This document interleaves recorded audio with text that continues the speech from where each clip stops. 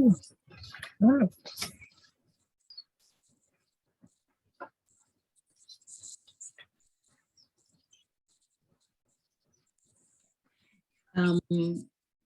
Antoinette, I may need you to help me let people in. I'm letting people Okay. in, and now I can share.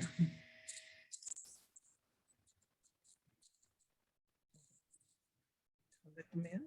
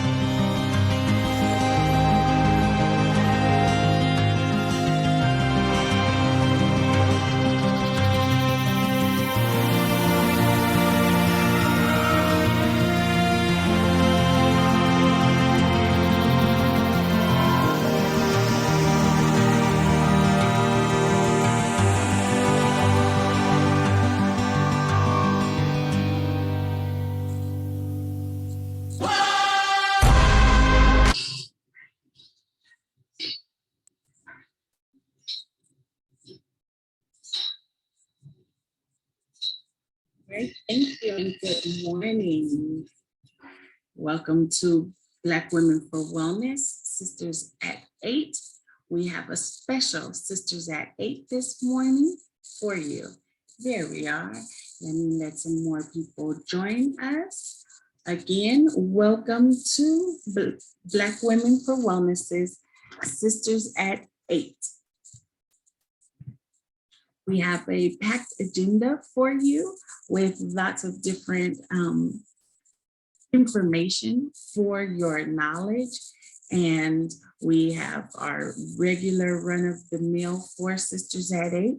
If you have not had the opportunity to participate in a Black Women for Wellness Sister at 8, I do invite you to learn more about our organization. Black Women for Wellness is based in Los Angeles, and we have been in existence for over 20 years with a reproductive justice framework, doing a lot of different areas, from environmental justice to voter registration.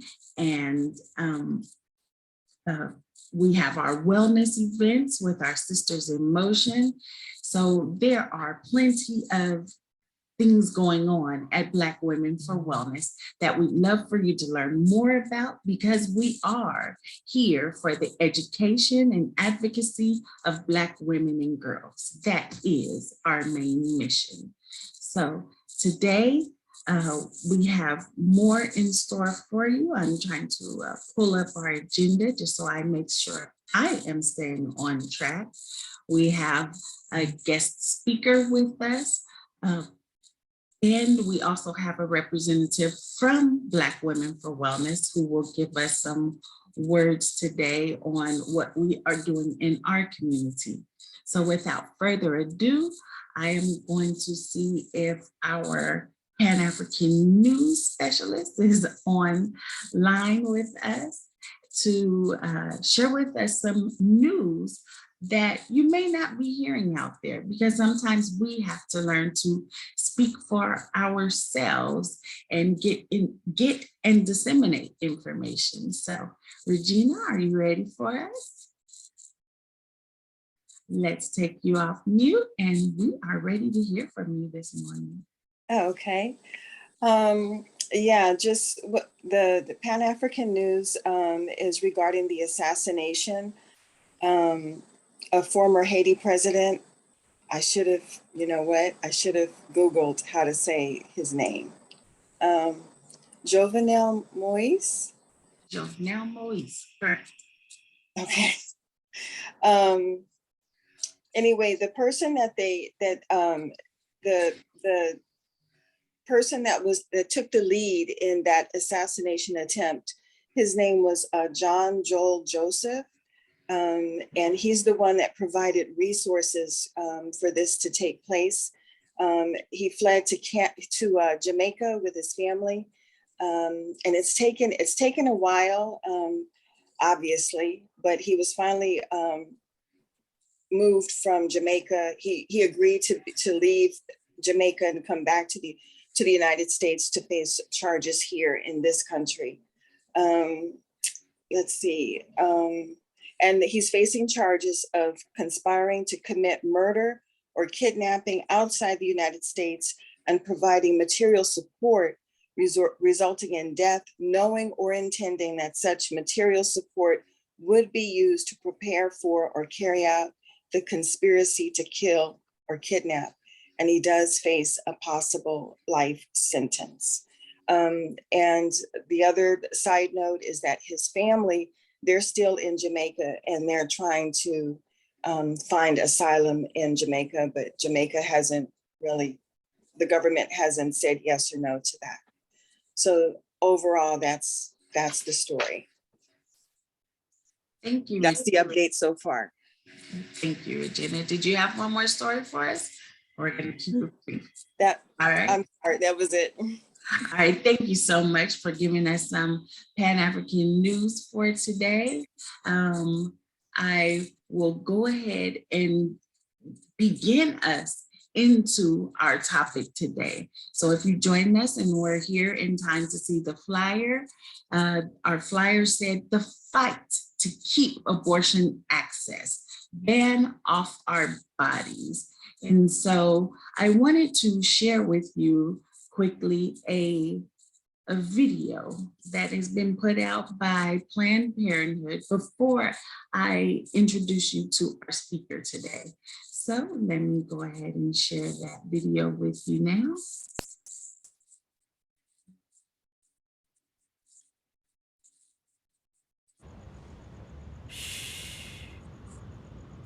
Can you hear that? I know you feel it. Something's looming. Change is coming.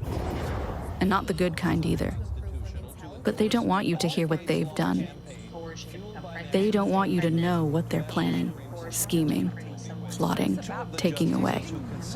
They want you to think there's no possible way they could turn back time on something so monumental, on something you thought was set in stone. They don't want you to know the power you hold. Because if you did, you wouldn't let it go. So the question is, will you?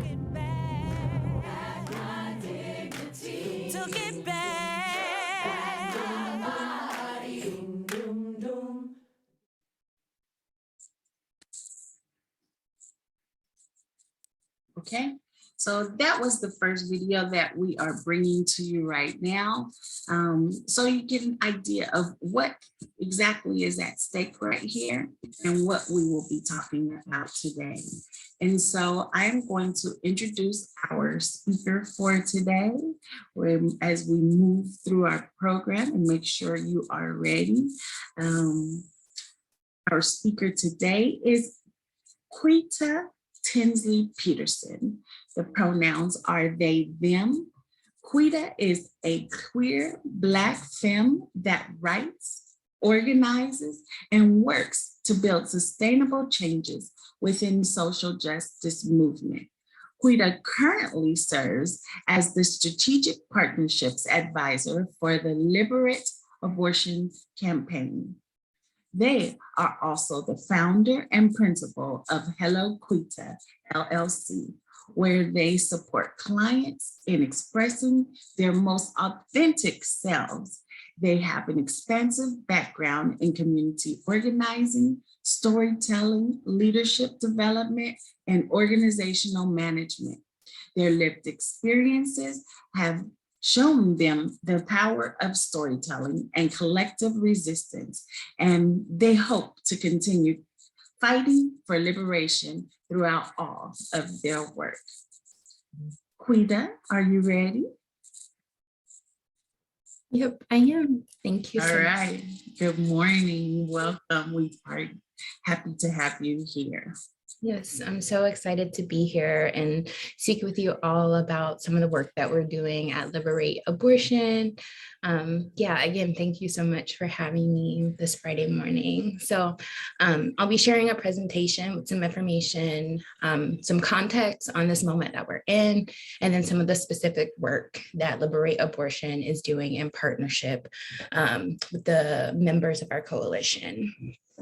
And before I share the screen, I can also share a bit more about me and how I come to this work. So I'm currently working with the Liberate Abortion campaign, as Keisha said, as the strategic partnerships advisor to supporting our partners in this work, especially our state-based partners who we know have long been leading the fight for abortion access on the ground.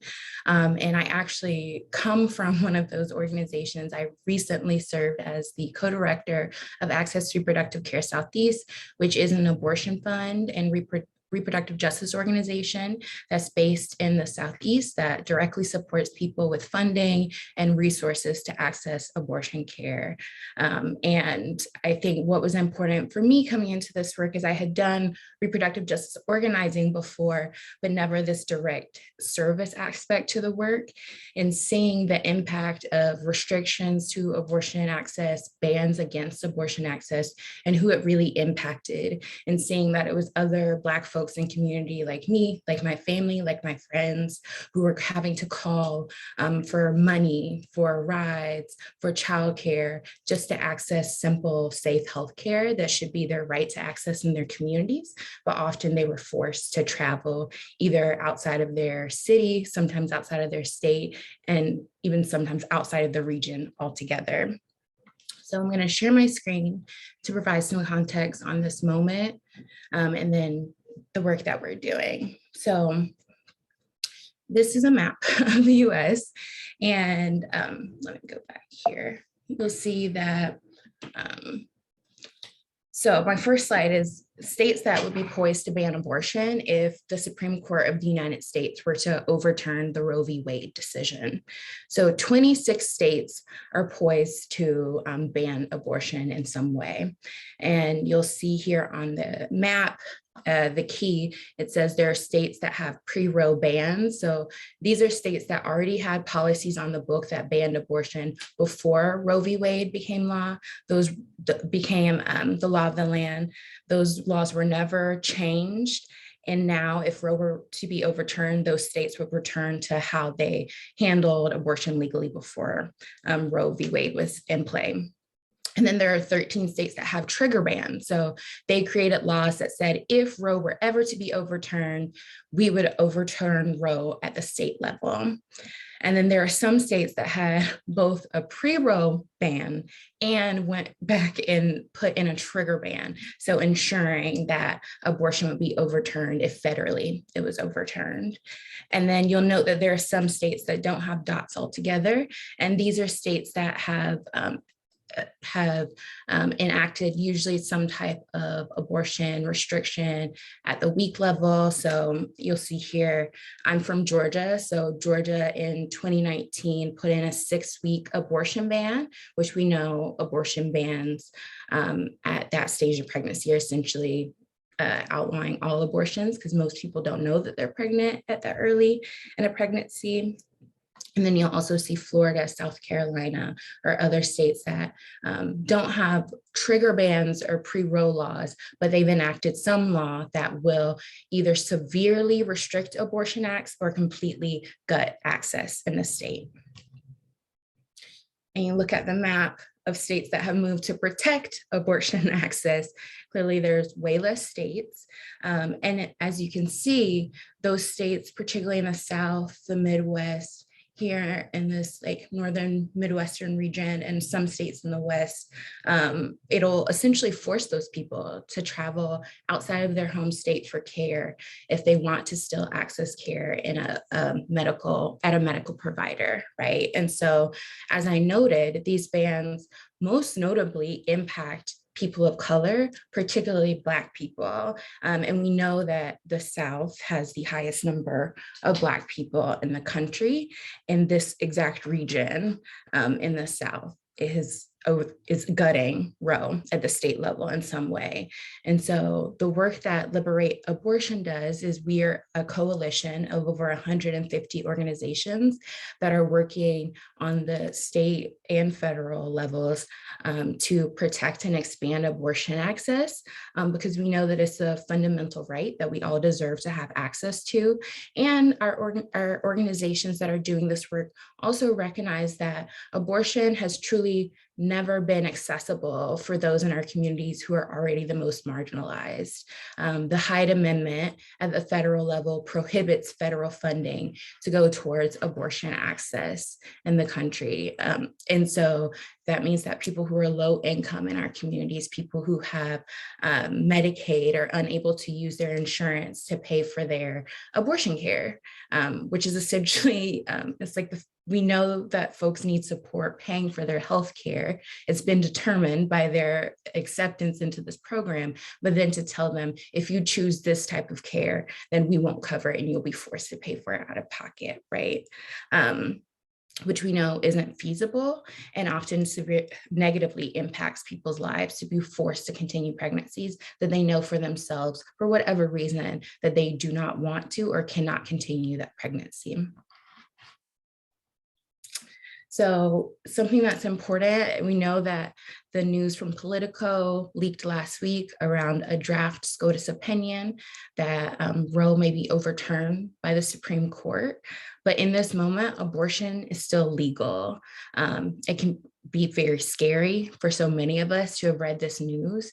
And as the video said, which I'm so glad y'all played that, so many people in this moment are feeling like, I did not see this coming. I never thought this day would happen. But organizations on the ground, particularly in the South and the Midwest, have long seen this coming and have been saying, people at the state level are attacking abortion access, and we know it's not long before nationally we'll be at a crisis, and we're in this moment. But so many organizations have been doing work to protect abortion access and do our best to make sure that no matter what happens, people are able to access care.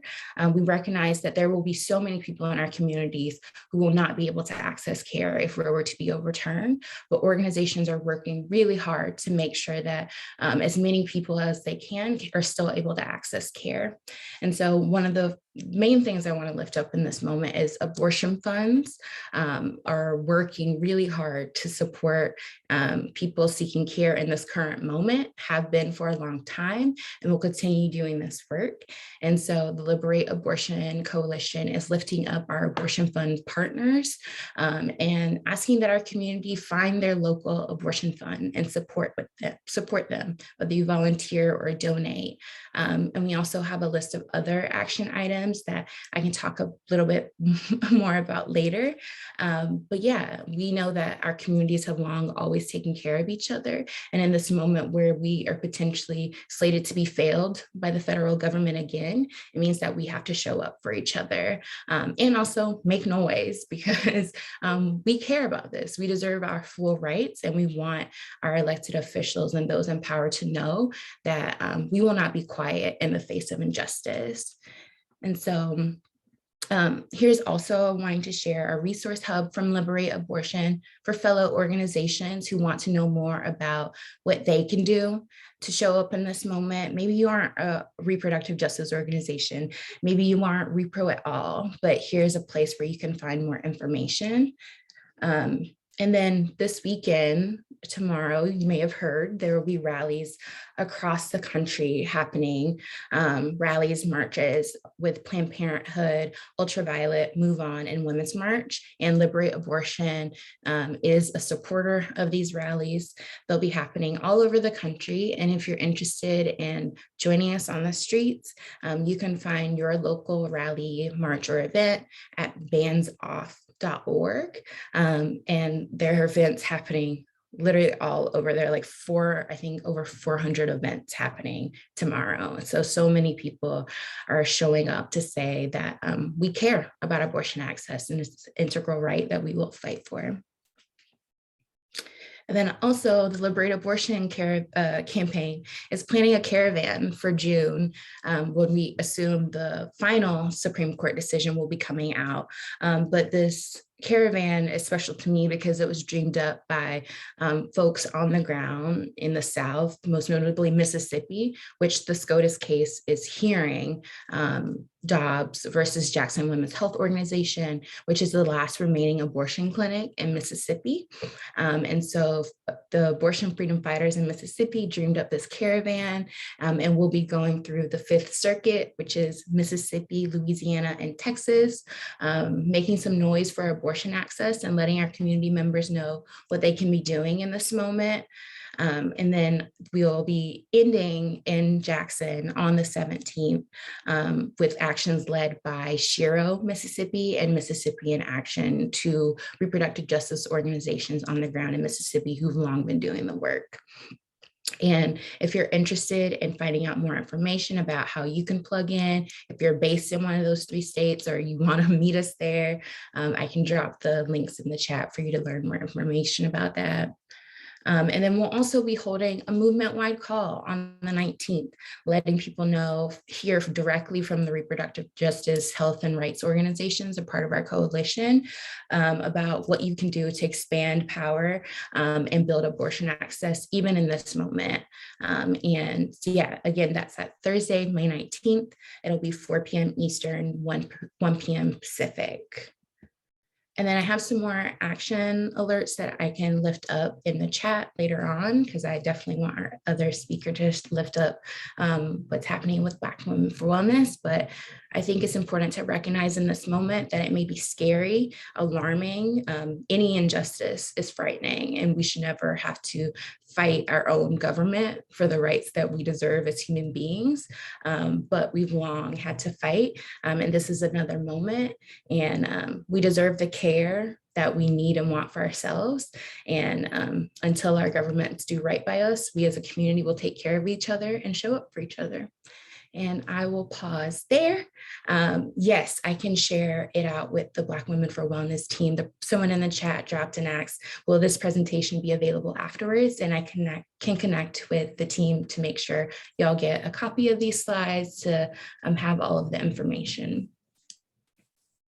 Thank you so much, everyone. Thank you for your presentation. And I kind of zoomed through the beginning of the presentation, and I rushed right into the meat of our presentation today, usually the bubbly one at Black Women for Wellness. And I didn't leave space for everyone who has joined us, whether you're joining on Zoom or joining on Facebook or you're watching it with a friend. So let's take some time right now for people to place in the chat how you are feeling today.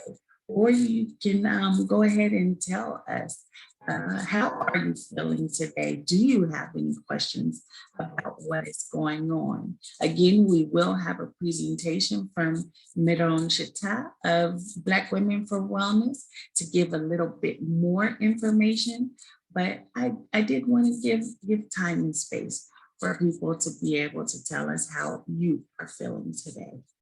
And so you can also use the reaction buttons, and yes. So you're welcome. Thank you all for coming today. Yes, this presentation is informative, and those who have registered via Zoom, we can email the presentation to you once we get it. So yes, the feelings of anger and being saddened is what's being expressed in the chat, and finding out what does this mean for our daughters and friends and patients. So I don't know if we want to go ahead and let you answer, Quita, right now, some of these questions, or if we should save all of them toward the end. I'm down to answer now, but I also want to make sure we have space for this second presenter. Yes. Okay. Well, yes, we'll come back to the questions and we'll leave space for Meron. Meron, you're ready? I know we're earlier in the program, so I'll go ahead and spotlight you and just let everyone know a little bit more. Meron Shita is our program manager at Black Women for Wellness. And again, I'm speeding through the presentation, and I think I was gonna present one more video before we go to you. So let me just check again. And on our agenda is this one here. And yes, it is time for you, Madam. So I can go ahead and definitely spotlight you. And you can come off mute and tell us more about our civic engagement team at Black Women for Wellness and what you all are working on, what you have to present to us today. Thank you. Unmute myself, I sure did. Hi everyone, I am Madam Shita. I am the Civic Engagement Manager here at Black Women for Wellness. Thank you for having me. First, I want to highlight that Quita, that was an amazing presentation. Thank you for that informative information. Thank you for all of the information you provided. I'm going to share my screen really quick. Let me know.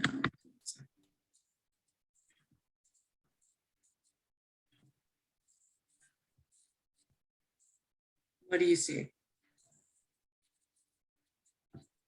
Yes, you have started sharing and now we see your PowerPoint. And so if we make it full screen for us.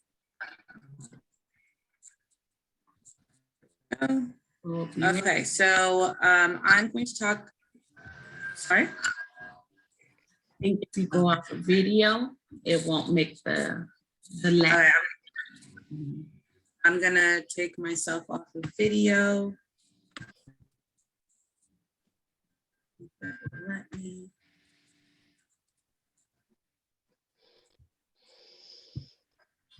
How's that? Is that a little better? Yes, that's much okay. So I'm going to talk briefly about what our team is currently doing, and then I'm going to jump into a few more calls to action that we have, including tomorrow's event that BWW will be representing at. The first thing we want to highlight, and as far as how to stay civically engaged, is make sure that we want to make sure as BWW we are engaging voters about the importance of participating in local, state, and federal elections and how that is critical to abortion rights and access. Currently, our civic engagement team, which is made up of phone bankers, text bankers, and door-to-door canvassers, is focused on speaking to voters about the primary election and how to exercise their right to vote. Secondarily, we have and are asking residents questions related to reproductive justice and abortion. Most recently, we polled our residents to gauge their support of abortion access. And we found that 84% of our residents felt that preserving abortion access was important to them and their families. We also need to hold current elected officials accountable for their voting records on abortion and research current candidates that are running at these local, state, and federal levels. Because abortion is such a hot button issue, most of the candidates have taken a public stance on the issue. And if they have not, you can always look at who's endorsed them to kind of get a gauge of where they stand. Finally, we need to understand how each level of government contributes to the enacting of laws and policies related to women's rights and abortion. At each level of government, elected officials are enacting these laws and policies to help determine whether or not pregnant people have access to abortion care. The outcomes, for example, the outcomes of presidential and senatorial elections will determine who will be nominated to the Supreme Court vacancies and whether abortion rights supporters will be confirmed to the Senate. Congressional elections will determine whether abortion rights will be codified into federal law, state, gubernatorial, and legislative elections determine whether abortion protections or restrictions are enacted, and then local elections can determine whether or not cities will adopt policy to enhance access to abortion care. So each of these levels are vital as far as abortion access and rights go. Okay, and then, all right, so Quita did mention the rallies that are going to be going on nationwide this Saturday or tomorrow. We're actually going to be participating in the Ban on Our Bodies rally that's going to be held at City Hall. If you click on the link, and I'm going to try and do that. And also put the link in the chat. Okay, and I just want to give people a quick walkthrough of what they'll see if they are not local. Are you seeing my screen? Here it is, yes.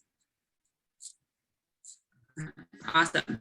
So as you can see, there are tons of ban on our bodies, off our bodies rallies going on. I think there's more than 400 listed.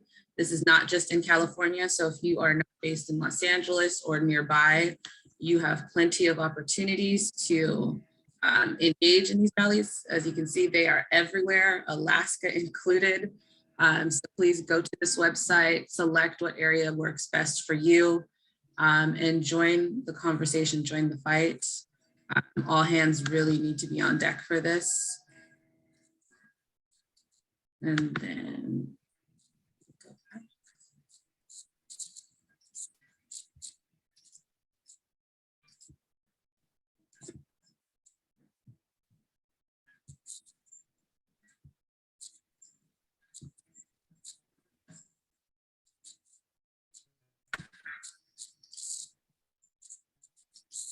okay. So like I said, we have that rally tomorrow. It is all over the country. There are hundreds going on in California alone, or there are dozens going on in California alone. If you're interested in attending the City Hall Ban Off Our Bodies rally, where BWW will be representing, please email me. I will put it in the chat and I will let you know exactly where we're going to be meeting. We want to make sure we are coming in deep. I believe we will have shirts available for those of you who are interested. So please email me in advance and I will definitely get you those details. Some other ways that we can stay involved and make sure our voices are heard, we really need to vote. I know you guys are probably tired of hearing this. I'm almost tired of saying it, but we need to vote in pro-choice candidates at every level, local, county, state, federal, that will not only fight for our rights to our bodies, but also put their money where their mouth is and actually allocate resources to these reproductive justice issues moving forward. We can also contact your local reproductive justice organizations like Quita was mentioning, and either donate your time or donate money if you can, whether it's phone banking, knocking on doors, or signing petitions. We, again, need all hands on deck. And then use social media, using hashtags like someone you love or bans off our bodies and trust Black women to get our abortion stories trending and show support. And then finally, have conversations. Some of those other pieces may feel a bit daunting to some. So we just want to encourage people to have these conversations around abortion. Talk to your family, talk to your friends, talk to your community, find out where they stand on the issue, and let's try to move the needle forward one conversation at a time. Was there any questions in the chat about tomorrow's event or anything? There are some questions in the chat, so I'm going to pin both you and Quita so that the two of you can work on answering the questions together. I'm seeing both questions and concerns in the chat. So the first one that came up was just a feeling, and that led to a question, and that was the one about what does this mean for daughters, friends, patients? And so Quita, you're on mute, and I know Miron, you're having some difficulty with your sound and video stabilization. So I will understand if you are not able to come on video right now, but we can still hear you and hear your answers. So go for it. Yeah, I want to deeply echo that feeling. My mom was born in the 50s. So in her lifetime, Roe v. Wade became law. And also in her lifetime and the lifetime of her child, we're witnessing the gutting and overturning of Roe, right? And so we sometimes, I feel like when we talk about history, it seems so far away, but Roe is like a relatively new and decision. And when we talk about legal precedent, it's in such a short amount of time legally that Roe is being overturned. Not because it's what people in the US want, because polling shows that the majority of Americans support abortion access. Like we support abortion being legal. And so this is our elected officials and those in power their own political agenda on what they think we should have access to. And so what does this mean for us, right? It means that doctors, and this is also leading to the next question that I saw come up. So the second question that came in was, my concern is for women accessing care who miscarry. Will they be charged? Will doctors help them or insist they try to self-abort their baby? Right. And so what does this mean for us is overturning Roe sets the legal precedent that we don't know what could happen. Don't let anti-abortion lawmakers and people convince you that this is not about criminalizing pregnant people. We are not going to arrest people. That's a lie, because that's already been happening in places like the South and Midwest, where abortion has been heavily criminalized and undermined politically.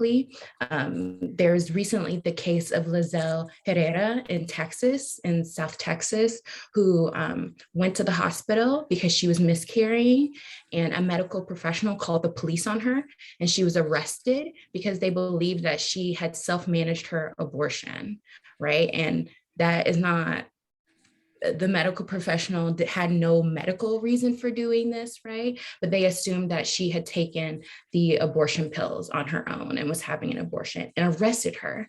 And that's not the first case. There was the case of Kenlecia Jones, a Black woman in Albany, Georgia, who was arrested after her miscarriage. And this was in the 2000s, right? And there have been other cases of people who've been pregnant, miscarried, go to a doctor, and the police are called on them, and they're arrested because it is believed that they are trying to manage their own abortion. Yes, and they are women of color, right? There are cases of Black women, Latinx women, people who are Asian, right? Like it's our communities who are bearing the brunt of this undermining of abortion access, and we're being criminalized when we go to the hospital for care, or when a pregnancy doesn't go to the outcome of birth, then it's assumed that we are doing something, which self-managing your abortion is not something that should be criminalized. Many communities have long managed their birthing outcomes through doulas,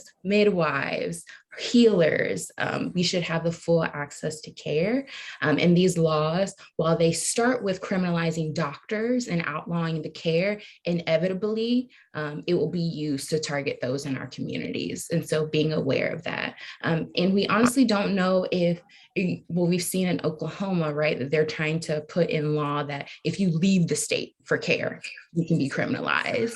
And thank you. Is it just abortion that's at stake? No, we know that it's not, right? Just based on what's happening. If we use the same states that have criminalized and made abortion illegal on their books, they're the very same states that have the highest rates of maternal mortality. infant mortality. They're the same states that will enact transphobic laws against, particularly starting with trans young people. And I want to point out why that's so important, because if you look at the history and trajectory of laws that targeted abortion access, they often started with parental notification laws, where it required that young people would have to have a legal guardian to consent or be notified that they need care, which it sounds innocent, right? Like, yeah, a young person should let their parent or adult know.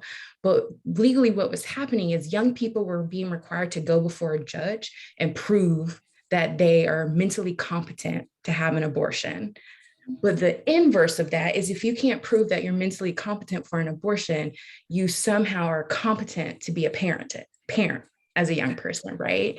And so this like targeting of young people eventually was a domino effect to this moment, right? And so we're seeing these same states enact transphobic laws targeting trans young people, and that inevitably snowball, right? And so recognizing, and also these same states are the same states that are undermining voting access, right? And so, as Marone mentioned, voting is such an important tool, and it's in those same states that are targeting reproductive rights that also are legally creating voter disenfranchisement, right? And have long done this, right? And so recognizing that abortion is often the barometer of how far your state is willing to go to overturn your rights, and being clear about that, right? And so we see in this moment that they're willing to completely gut access to abortion. And so what else are they willing to completely gut or strip from our communities?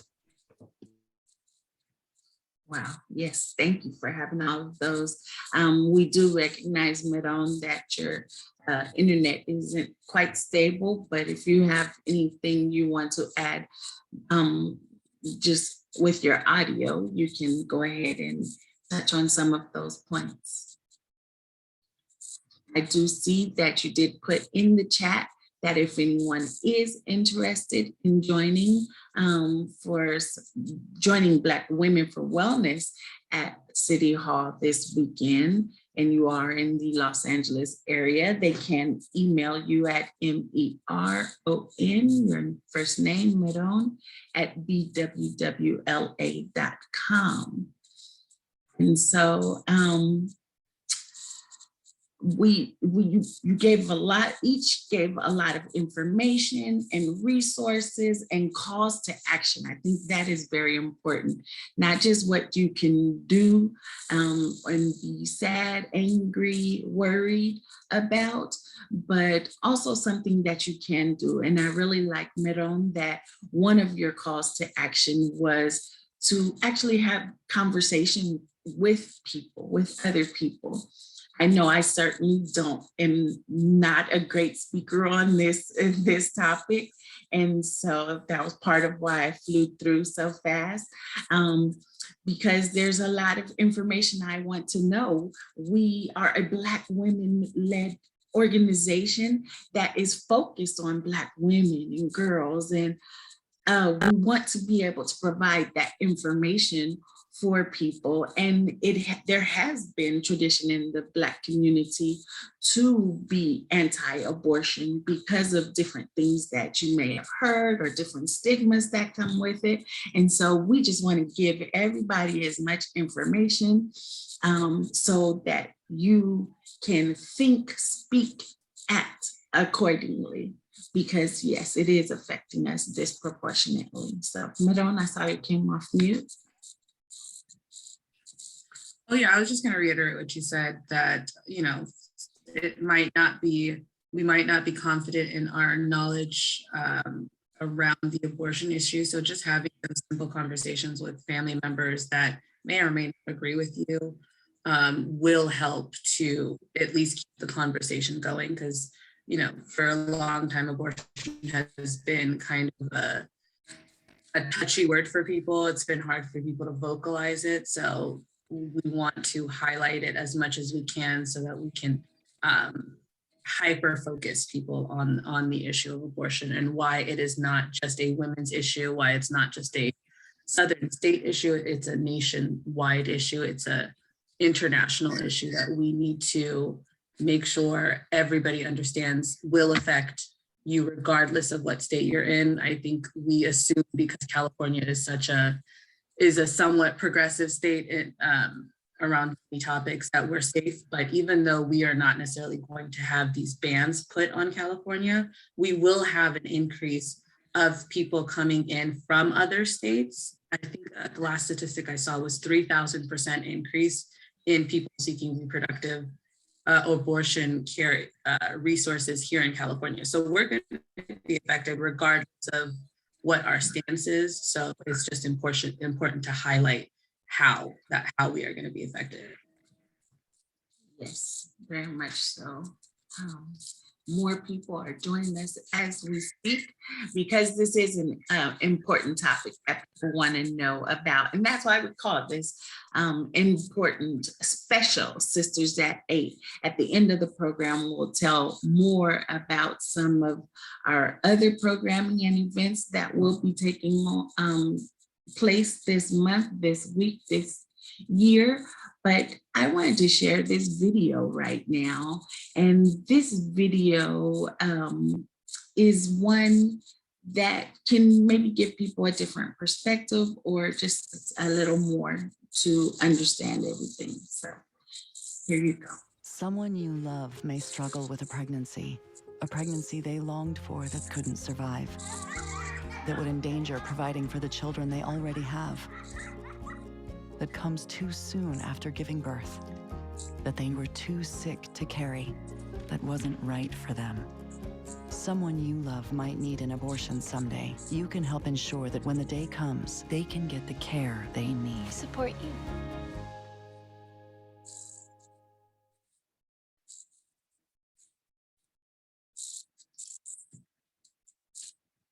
Okay, so that was a quick snippet, and we're using the hashtag someone you love for that. And you see the different scenarios that are involved with this whole movement and what's going on.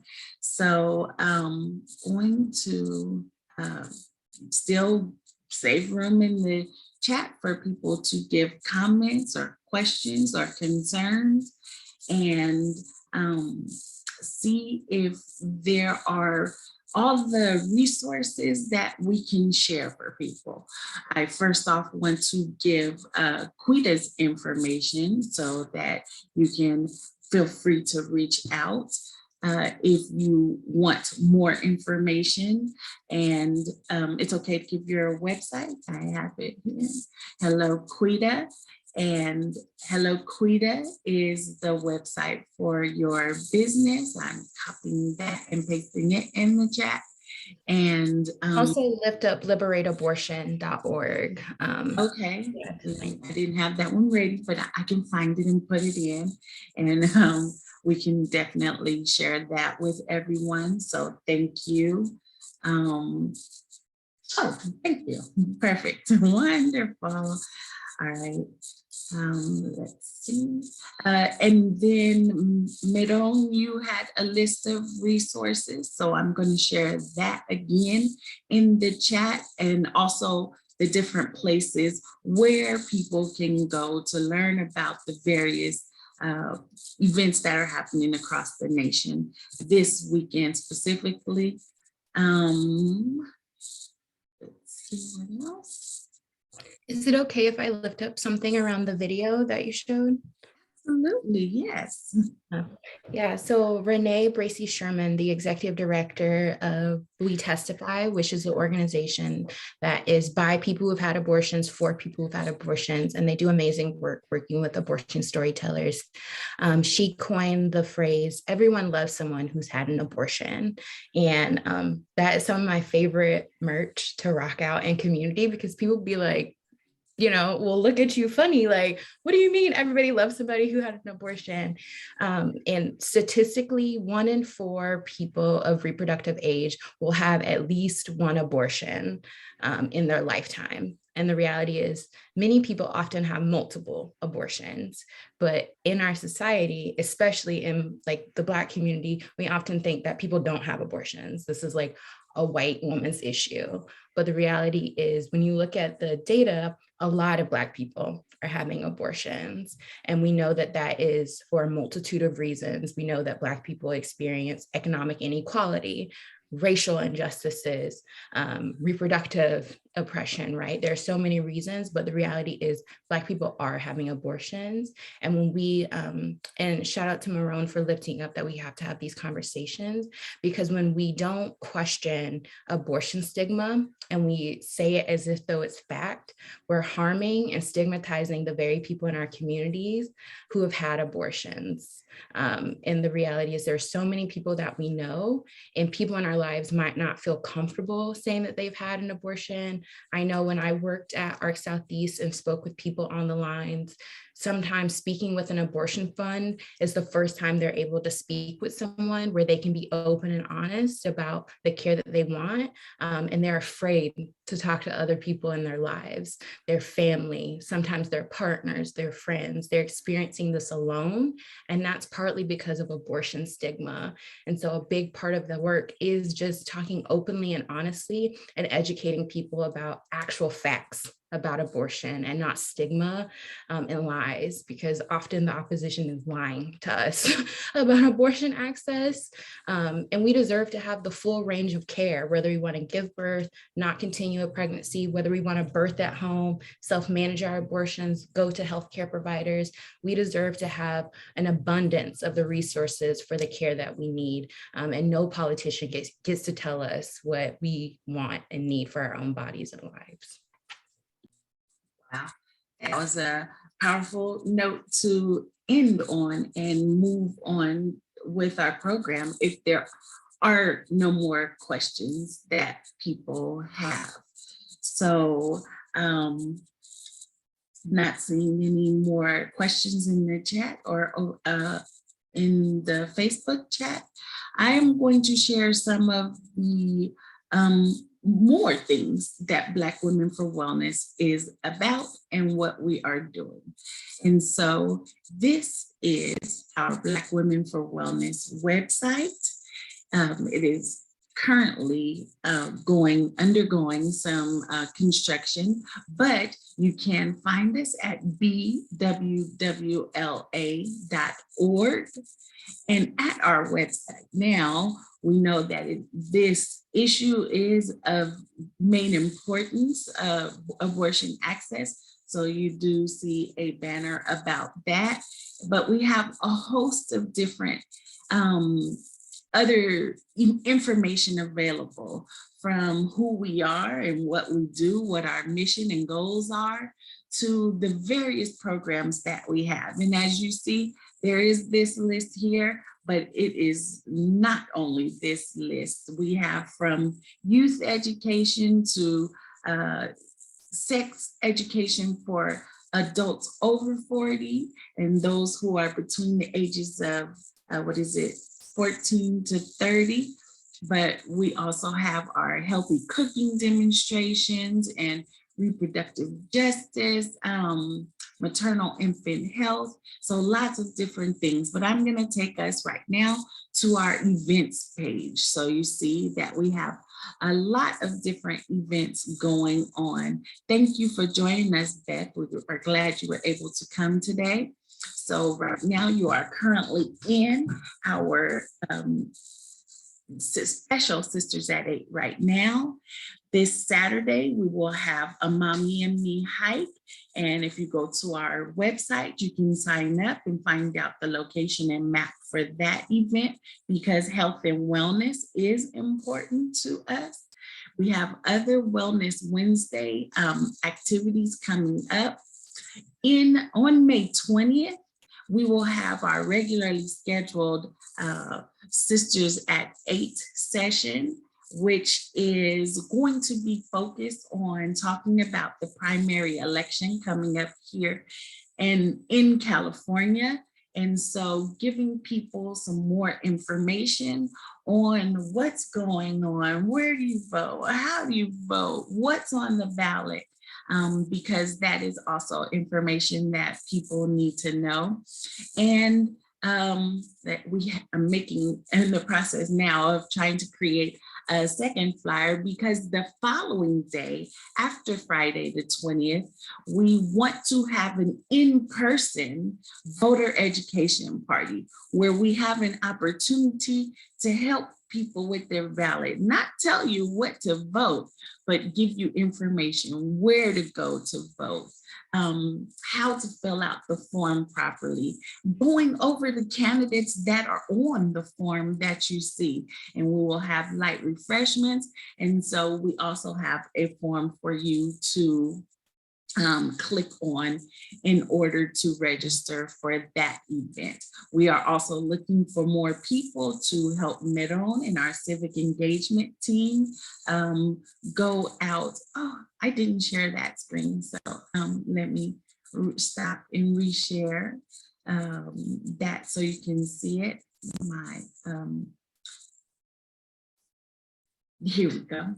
So now you should be able to see it. This is making our voice heard.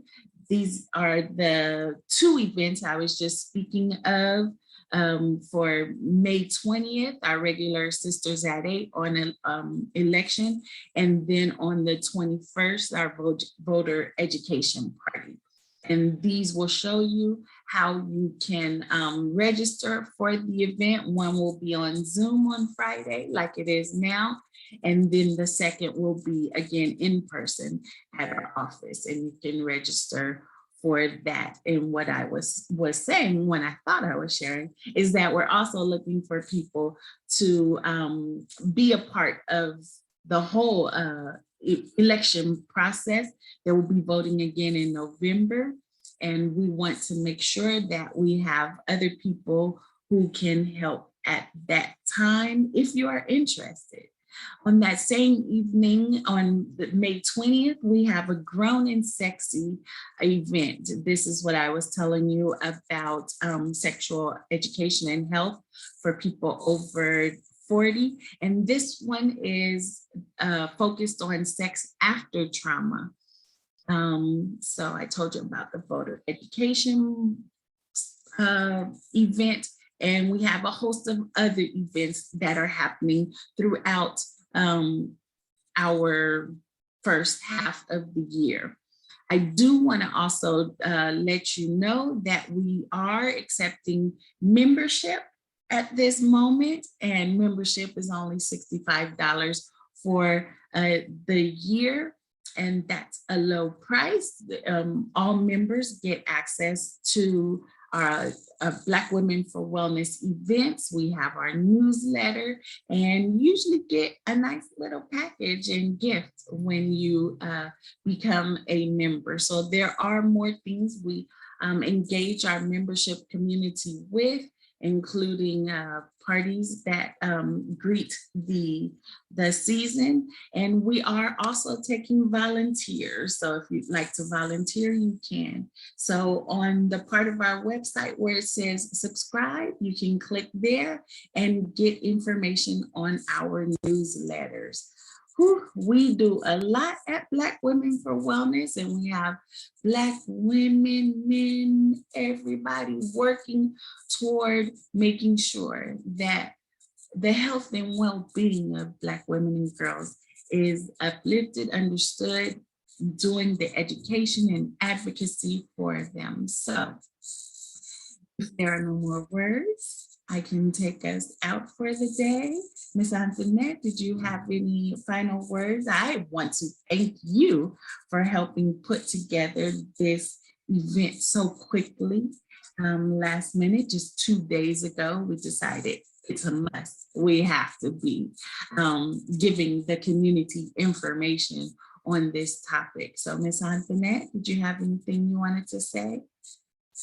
I wanted to thank Quinta and Maron and you and Regina and everyone for just getting it all together and putting it together quickly, being here for this important conversation. All right, thank you, Ms. Antoinette. And so I will leave you all with a little bit of music until next time. Thank you for joining Sisters at 8 at 9. We'll see you next time.